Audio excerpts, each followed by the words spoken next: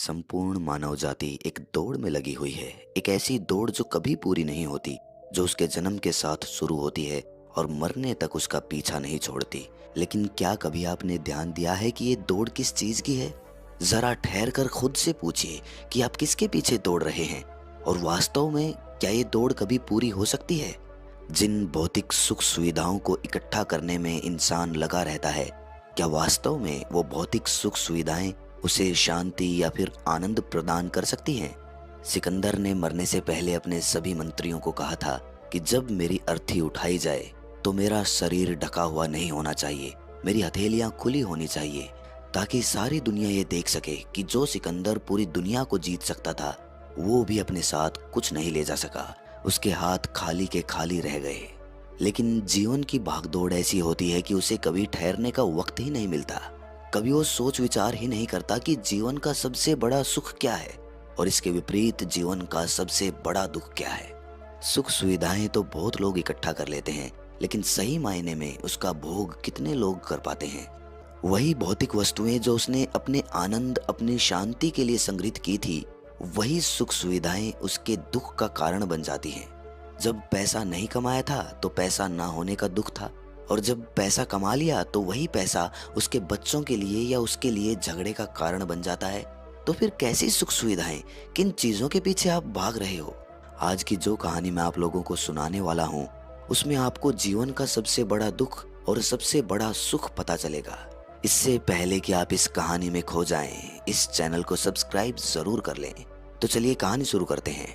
अपनी गरीबी के दिन याद करके सेठ धनानंद की आंखों में आंसू आ गए। आज उसने जीवन में सब कुछ हासिल कर लिया था। सारी सुख सुविधाएं उसके पास थी।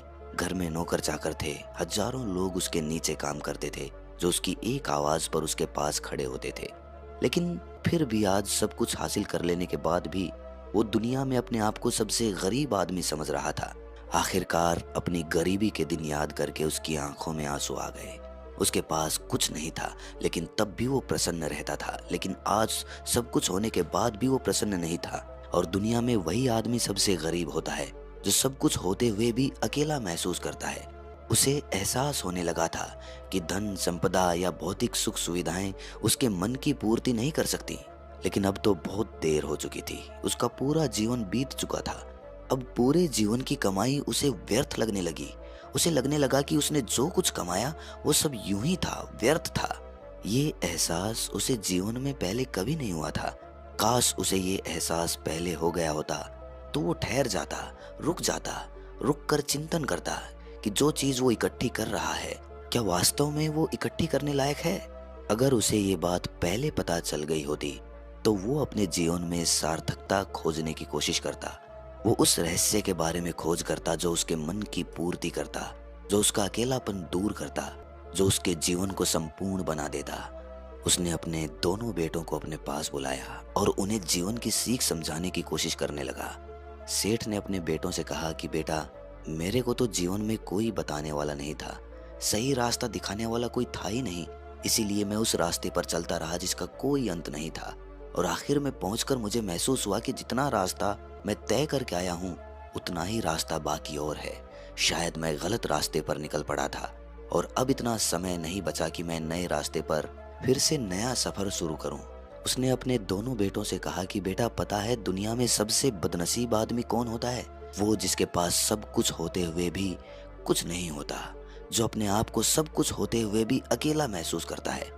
भला इससे बड़ा दुख, इससे बड़ी बदनसीबी और क्या हो सकती है? ये सुनकर उसके बड़े बेटे ने कहा कि पिताजी, सब कुछ तो आपके पास है, धन संपदा, पूरा परिवार, सारी खुशियां आपके पास है, लेकिन फिर भी आप अपने आप को बदनसीब क्यों समझते हैं? उसका बड़ा बेटा वो नहीं समझ पा रहा था जो उसके पिता उसे समझाने की कोशिश कर रहे थे। फिर भी उसने अपनी बात को समझाने की कोशिश करते हुए कहा, अभी तुम्हें लगता है कि जीवन में तुम्हारे पास सब कुछ है। मुझे भी तुम्हारी उम्र में ऐसा ही लगता था, लेकिन अब मैं बूढ़ा हो चला हूँ। कुछ समय बाद मेरी मृत्यु भी नजदीक है और अब मुझे एहसास हो रहा है कि दुनिया में तो सब कुछ पीछे छूट जाता है। घर, परिवार, रुपया, पैसा, धन संपदा, सब कुछ यहीं रह जाता है। और आखिर में मेरे साथ जाएगा क्या? क्या मैं दुनिया में सबसे अकेला इंसान नहीं हूँ? क्या मैं दुनिया का सबसे बदनसीब आदमी नहीं हुआ जिसके पास सब कुछ होते हुए भी वो अपने साथ कुछ भी नहीं ले जा सकता? सेठ के बेटे ने सेठ से सवाल पूछा कि पिताजी, फिर दुनिया में क्या इकट्ठा करना चाहिए? ऐसे तो हर इंसान अकेला ही होता है। कौन इंसान इस दुनिया में भला ऐसा होता है जो अपने साथ इस दुनिया की सुख सुविधाएं या फिर अपना परिवार साथ लेकर जाता है? सब लोग तो अकेले ही जाते हैं। फिर तो दुनिया में हर एक आदमी बदनसीब ही हुआ। यही सवाल सेठ के मन में भी उठ रहा था, लेकिन उसके खुद के पास इसका कोई जवाब नहीं था।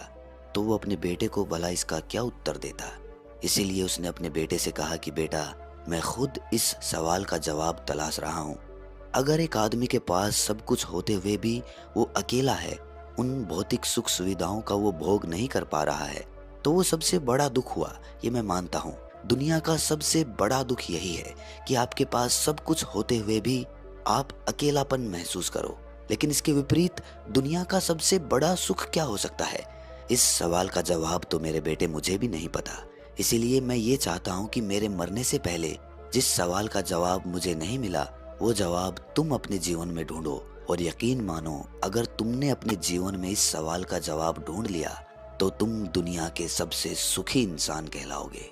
ये कहानी सुनाकर गुरु ने अपने शिष्यों से सवाल पूछा कि दुनिया में सबसे बड़ा सुख क्या होता है। सभी शिष्य ध्यानपूर्वक अपने गुरु की ये कहानी सुन रहे थे। संध्या का समय था। धीमी धीमी हवा चल रही थी, जिससे कि पेड़ की पत्तियां हिल रही थीं। आसमान में पक्षी चहचहा रहे थे। सूर्यास्त होने को आया था और सभी शिष्य अपने गुरु से इस सवाल का जवाब जानना चाहते थे।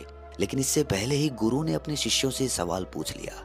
इसका उत्तर देते हुए एक शिष्य ने कहा कि गुरुदेव, दुनिया में सबसे सुखी इंसान वही है जिसका शरीर सुखी है। अगर आपके शरीर में बीमारियां हैं तो आपके पास कितनी भी भौतिक सुख सुविधाएं हो, आपके लिए वो व्यर्थ है। और इसके विपरीत, अगर आपका शरीर सुखी है, अगर आपका शरीर स्वस्थ है, तो चाहे आपके पास कुछ भी नहीं हो, लेकिन उसके बावजूद आप अपने जीवन में सुखी रहोगे। इसीलिए संसार का सबसे बड़ा धन हमारा शरीर होता है। ये सुनकर दूसरे शिष्य ने उसका विरोध करते हुए कहा कि गुरुदेव, दुनिया में बहुत से लोग ऐसे हैं जिनका शरीर एकदम स्वस्थ है, लेकिन बावजूद इसके वो अपने जीवन में सुखी नहीं है। मैं मानता हूँ कि जीवन में सबसे ज्यादा सुखी वही इंसान है जिसका मन सुखी है। गुरु ने अपने इस शिष्य से सवाल किया कि अच्छा ये बताओ कि मन को सुखी किस प्रकार किया जा सकता है। इसका उत्तर देते हुए उस शिष्य ने कहा कि गुरुदेव, मन कभी भी संतुष्ट नहीं होता है। अगर हम किसी प्रकार मन को संतुष्ट करना सीख लें तो फिर हम किसी भी परिस्थिति में आनंद और शांति से रह सकते हैं। लेकिन समस्या यही होती है कि मन का भराव कभी होता ही नहीं है। मन को चाहे कितना भी खिला दो, लेकिन उसकी भूख कभी पूरी नहीं होती। चाहे उसको कितना ही धन दे दो, लेकिन बावजूद इसके इसका लालच बढ़ता ही जाता है। अब गुरु ने सभी शिष्यों को समझाना शुरू किया। गुरु ने कहा कि अज्ञानतावश मनुष्य कभी ये समझ नहीं पाता कि उसका मन हमेशा से खाली था, लेकिन व्यर्थ की चिंताएं, व्यर्थ के लक्ष्य अपने जीवन में बनाकर उसने अपने मन को बांध लिया। जिस मन की प्रवृत्ति हमेशा खाली रहने की थी, उसने उस मन को कूड़े करकट से भर लिया।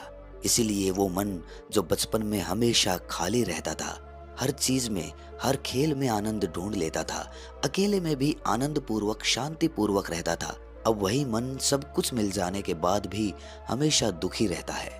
लेकिन अगर इंसान सिर्फ वर्तमान में रहना सीख ले, सिर्फ इतना सा होश प्रकट कर ले कि उसे हमेशा वर्तमान में रहना है, ना तो भविष्य की कल्पनाओं में, ना अतीत की यादों में, सिर्फ वर्तमान में, सिर्फ इस एक सूत्र से वो अपने पूरे जीवन को बदल सकता है। वर्तमान में रहकर सभी सुख सुविधाओं का भोग करना, पूर्ण होश के साथ, पूर्ण आनंद के साथ हर एक चीज का भोग करना, सिर्फ यही जीवन को सुखी बना सकता है। हम हर चीज को, हर काम को, हर रिश्ते को आधे अधूरे मन से निभाते हैं। जैसे कि खाना खाते समय हमारा दिमाग कहीं रहता है, हमारा शरीर कहीं रहता है, और इसीलिए जब शरीर और मन में दूरी पैदा होती है तो उससे तनाव पैदा होता है। अगर आपका शरीर और आपका मन और मस्तिष्क सभी एक जगह पर संगठित होना सीख लें तो फिर आप अपने जीवन में उस शांति, उस आनंद का एहसास कर पाएंगे जो बड़े बड़े योगी पहाड़ों में तपस्या करके करते हैं। लेकिन इसके लिए जीवन में ज्ञान के प्रकाश का उदय होना बहुत आवश्यक है, क्योंकि अज्ञानता में आप अपने मन को कभी नहीं समझ पाएंगे। मन को समझना इस दुनिया का सबसे कठिन कार्य होता है। अगर आप अपने मन को जबरदस्ती वर्तमान में खींचकर लाने की कोशिश करेंगे तो आप बहुत जल्दी परेशान हो जाएंगे। ये कार्य बड़े धीरे धीरे, बड़ी निष्ठा और प्रेम के साथ किया जाता है, बड़े संयम के साथ किया जाता है। अगर आप इसको जबरदस्ती करने की कोशिश करेंगे तो आप तनाव में आ जाएंगे, आप बहुत जल्दी हार मान लेंगे। इसीलिए कदम दर कदम आगे बढ़ाते जा, मंजिल सामने ही है।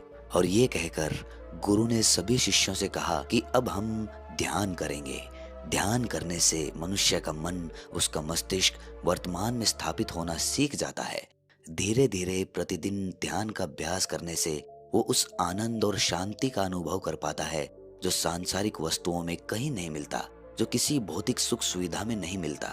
और इसके बाद सभी शिष्य अपने गुरु के साथ ध्यान में लीन हो गए। तो दोस्तों, कैसी लगी ये कहानी आपको? कमेंट सेक्शन में ज़रूर बताना।